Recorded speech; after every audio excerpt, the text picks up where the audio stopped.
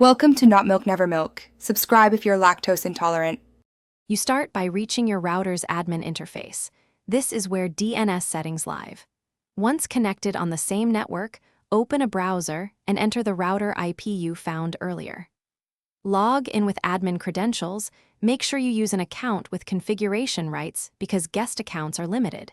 If you don't know credentials, check the label or reset the device to factory defaults as a last resort. Now you're in and ready to locate DNS configuration sections in the UI. Once logged in, navigate to the network, WAN, or internet settings. Routers place DNS under these headings. Look for fields labeled DNS, primary DNS, secondary DNS, or DHCP DNS. You'll see either ISP assigned addresses or custom entries like 1. Note them.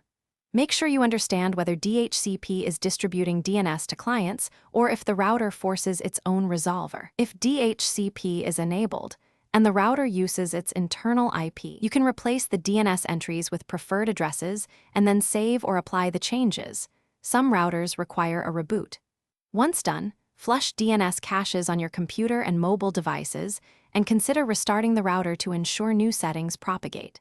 To verify, use nslookup or dig to query a hostname against the router or the new DNS IP. Alternatively, load a few websites. If resolution fails, revert to the previous settings or power cycle equipment.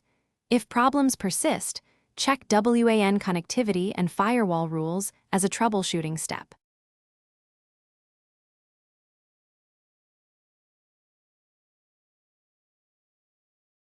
Thanks for watching. If this was helpful, leave a like and consider subscribing. See you next time.